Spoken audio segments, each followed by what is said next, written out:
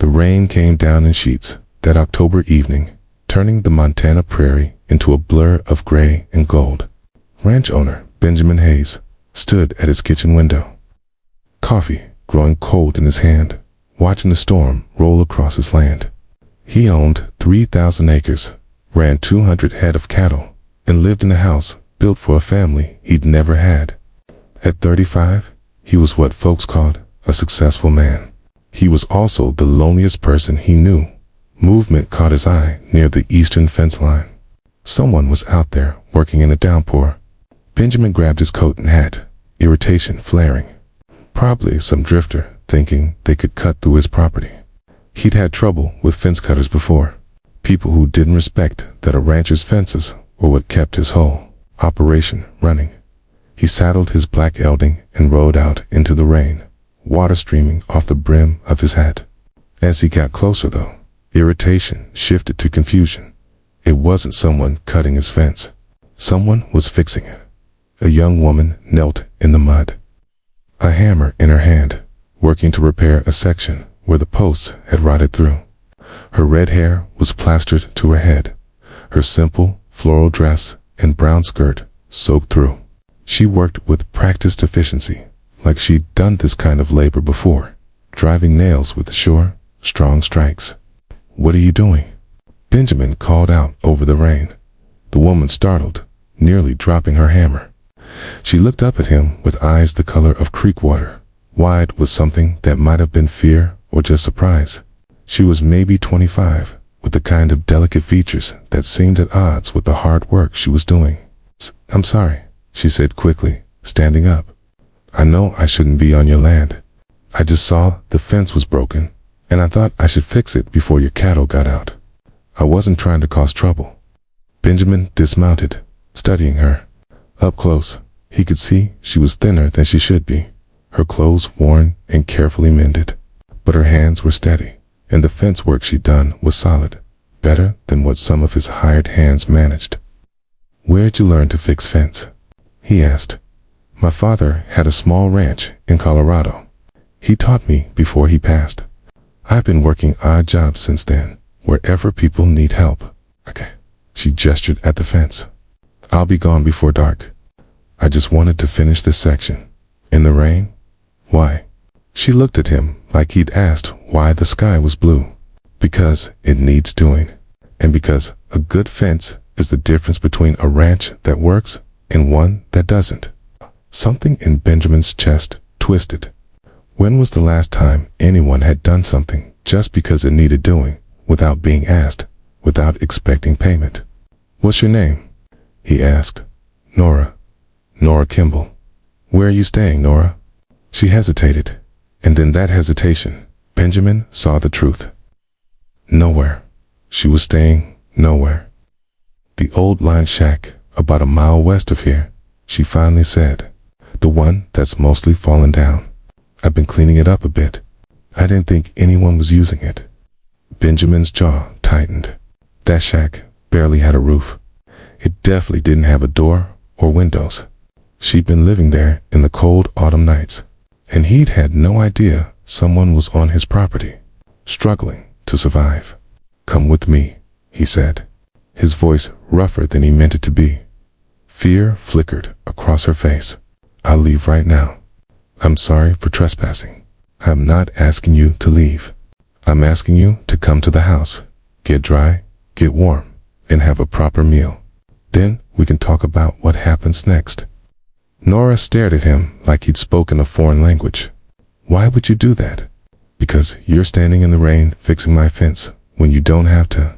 Because you're half frozen and clearly haven't had a decent meal in too long. And because I'd be a poor excuse for a human being if I left you out here." He met her eyes. "I'm not going to hurt you. You have my word." Something in his face must have convinced her, because after a long moment, she nodded. She gathered her few tools, and Benjamin helped her up onto his horse before swinging up behind her. The ride back to the house was quiet, both of them soaked to the bone. But Benjamin found himself acutely aware of the small, shivering woman in front of him at the house. He showed her to the guest room and left clean, dry clothes outside the door, shirts and pants that had belonged to him but would have to do. While she changed, he heated soup and made coffee, building up the fire until the kitchen was warm and bright. When Nora emerged, swimming in his oversized clothes, her hair damp but no longer dripping, she looked younger and more vulnerable than she had out in the rain. She sat at the table where he indicated, and he set food in front of her. She ate slowly at first, like she was trying not to appear desperate. But Benjamin saw how hungry she was in every careful bite. He didn't say anything, just kept her bowl full and her coffee hot until she finally sat back, some color returning to her pale cheeks. "Thank you," she said quietly. "I can work to pay you back. I'm good with horses, decent at carpentry, and I can cook and clean. Whatever you need." "How long have you been living in that lion shack?" Benjamin asked. Nora looked down at her hands. 3 weeks. Before that, I was staying in the woods near town, but it got too cold. The shack at least had partial walls. And before that, I've been moving around for 2 years, since my father died. He got sick, and the medical bills took everything. The bank foreclosed on our ranch. I tried to find steady work, but most places don't want to hire a woman for ranch work. And the jobs I could get in town didn't pay enough for rent and food, both. Her voice was matter-of-fact, like she was reciting facts about someone else's life. "So I've been getting by however I can. Fixing fences, mucking stalls, anything people will pay cash for." Benjamin felt anger rising in his chest, not at her, but at a world that would let someone work hard and still end up homeless and hungry. "Why didn't you ask for help? Go to a church, or..." "I did," Nora interrupted. "Churches have limited funds, and there are families with children who need help more than a single woman. I'm young and strong. I can work. I just needed time to save enough to get back on my feet." She looked up at him. "I wasn't trying to steal from you by staying on your land. I just needed somewhere safe to sleep while I figured things out." Benjamin was quiet for a long moment. An idea forming in his mind that was either the smartest or stupidest thing he'd ever considered. "I have a proposition for you." Nora's expression turned wary. "What kind of proposition?" "The legitimate kind," Benjamin said quickly. "I've been running this ranch alone for 3 years, since my foreman retired, and I couldn't find someone I trusted to replace him. I've got good hands who work the cattle, but I need someone who can manage the property itself. Someone who knows ranching, who can fix things and keep the place running smooth. Someone who actually cares about the work and not just a paycheck." "You're offering me a job?" Nora asked, disbelief clear in her voice. "More than a job. Room and board in the main house. Fair wages. And if you're as good as I think you might be, we can talk about a more permanent arrangement down the line." Benjamin leaned forward. "I want you to fix that fence in the pouring rain because it needed doing. That tells me more about your character than any reference ever could. I need someone like that here." "You don't know me," Nora whispered, echoing what seemed to be a common theme in his recent life decisions. "No," Benjamin agreed. "But I know you're honest enough to fix a stranger's fence instead of cutting it. I know you're proud enough to refuse charity, but practical enough to accept help when it's offered right. And I know you understand ranching in your bones, the way someone who loves the land does. That's enough for me." Tears spilled down Nora's cheeks, and she wiped at them impatiently. "I won't let you down. I don't think you could if you tried," Benjamin said softly. The next morning dawned clear and cold, the storm having washed the world clean. Benjamin woke to the smell of coffee and bacon, came downstairs to find Nora already dressed and cooking breakfast in his kitchen. She moved around the space like she belonged there, and Benjamin realized how empty the house had felt before she arrived. Over the next weeks, Nora proved herself 10 times over. She could shoe a horse, mend tack, repair anything that broke. Hand had an eye for sick cattle that caught problems before they became serious. More than that, she brought life to the ranch. She sang while she worked, laughed at Benjamin's dry jokes, and slowly transformed the house from a place where someone existed into a home where someone actually lived. Benjamin found himself looking for excuses to work alongside her, just to hear her talk about the sky or the horses or the way the grass looked in evening light. She saw beauty in everything, found joy in simple things, and made him remember why he'd wanted to be a rancher in the first place. One evening in early December, they stood by the fence she'd been fixing the day they met. Benjamin had replaced all the rotten posts now, with Nora working beside him, and the fence line was solid and straight as far as the eye could see. "I've been thinking," Benjamin said, watching the sunset paint the prairie gold and crimson, "about making that permanent arrangement we talked about." Nora looked up at him, something hopeful and scared mixing in her expression.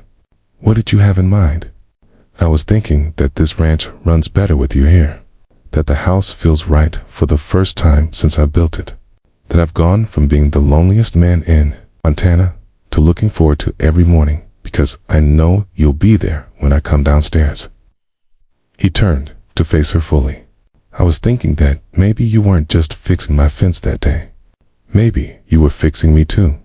"Benjamin," Nora breathed. "I'm not asking you to marry me right this second," he said quickly. "I'm just asking if you might consider someday making this more than just a job, making this ranch yours as much as mine, making this life something we build together instead of something we're both just surviving alone." Nora reached out and took his work-roughened hand in hers.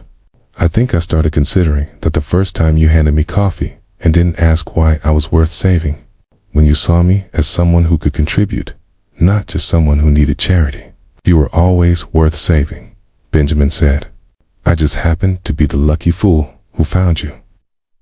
They were married in the spring, when wildflowers covered the prairie and the sky stretched blue and endless above them.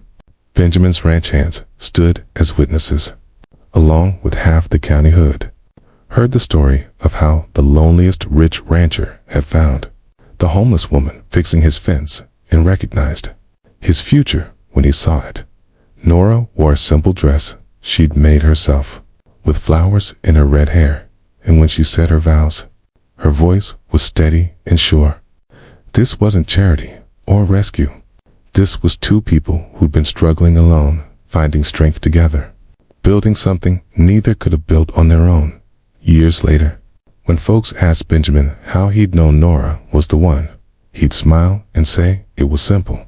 She'd been fixing what was broken long before he ever met her. She'd just been fixing fences then. Now she fixed his days, his dreams, and his heart.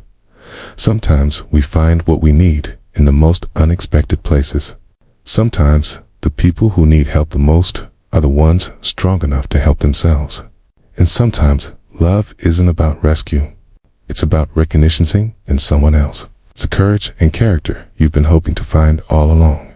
If this story touched your heart, please like, share, and subscribe. Leave a comment about a time when hard work led you somewhere unexpected, or when someone saw your worth when you'd almost forgotten it yourself. Your story matters, and someone out there needs to hear it today.